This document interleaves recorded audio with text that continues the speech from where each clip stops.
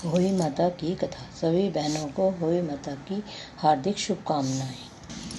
एक साहूकार था, उसके साथ बेटे 7 बहू थी और एक बेटी थी। सब कोई मिट्टी लेने गई। मिट्टी खोदते समय ननंद के हाथ से एक साहू का बच्चा मर गया। साहू माता बोली कि मैं तेरी कोख बांधूंगी। तो ननंद ने अपनी सारी भाभीयों से कहा, लेकिन ननंद के बदले में अपनी कोख बनवाने के लिए 6 भाभीयों ने मना कर दिया। पर उसकी छोटी भाभी ने सोचा कि नहीं बनवाएंगे तो सासू जी नाराज हो जाएंगी। तो छोटी भाभी ने अपनी कोख बनवा ली। अब उसके जो बच्चा होता वही 7 के दिन मर जाता। एक दिन उसने पंडिताइन बुलाकर पूछा कि क्या बात है, मेरे बच्चे होई माता के दिन मर जाते हैं। जब पंडिताइन आई बोली कि सुरभि गाय की सेवा कर। सुरभि गाय साहू माता की सहेली है, वह तेरी कोख छोड़ेगी, तब तेरे बच्चा जिएगा। अब वह बहुत सुबह उठकर सुरभि गाय का सारा काम कर आती। गौ माता बोली, आजकल कौन मेरी इतनी सेवा करता है, मेरी बहुएं क्या करेंगी, वो तो लड़ाई करती हैं। आज देखा जाए कौन सारा काम करता है। गौ माता ने खूब सुबह उठकर देखा कि साहूकार के बेटे की बहू है जो सारा काम कर जाती है। गौ माता बोली कि तुझे किस चीज़ की कमी है जो तू मेरा इतना काम करती है, मांग क्या चीज़ चाहिए। तब साहूकार की बहू बोली, मुझे वचन दो। गौ माता ने उसे वचन दिया। तब साहूकार की बहू बोली कि स्याऊ माता तुम्हारी सहेली और स्याऊ माता के पास मेरी कोख बंधी हुई है, उनसे मेरी कोख छुड़वा दो। फिर गौ माता उसे 7 समुंदर पार अपनी सहेली के पास ले जाने लगी। तो रास्ते में धूप थी, इसलिए वह थक कर एक पेड़ के नीचे बैठ गई। थोड़ी देर में सांप आया। पेड़ पर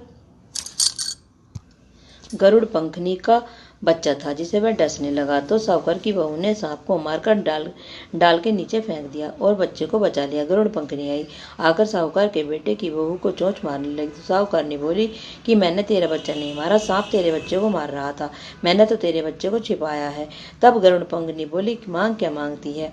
वह बोली कि 7 समुद्र पार स्याऊ माता रहती है, हमें तो तुम उनके पास पहुंचा दो। गरुड़ पंखनी ने अपनी पीठ पर बैठाकर दोनों जनों को स्याऊ माता के पास पहुंचा दिया। स्याऊ माता बोली कि आप बहुत दिनों बाद आई। और स्याऊ माता बोली कि मेरे सिर में बहुत जू हो गई है। गौ माता बोली कि मेरे साथ जो है इससे जू निकलवा लो। तो साहूकार की बहू ने उसकी सारी जू निकाल दी।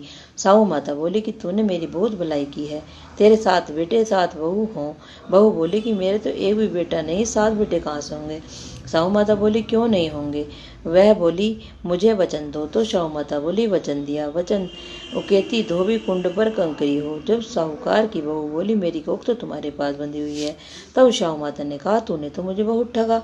मैं तेरी कोख खोलती हूँ, लेकिन अब खोलनी पड़ेगी।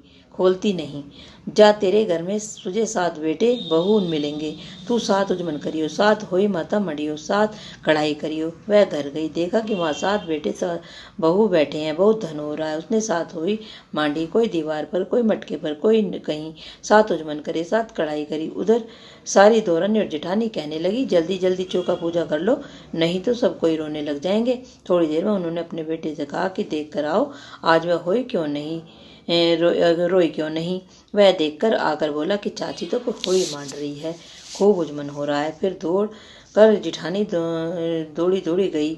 उन्होंने देखा कि वह तो कोख छुड़ा लाई। वह सब बोली कि तुमने कोख कैसे छुड़ाई। वह बोली कि मैंने तो कोख बंधाई नहीं, लेकिन शाहू के बच्चे के मरने से कोख बंध गई।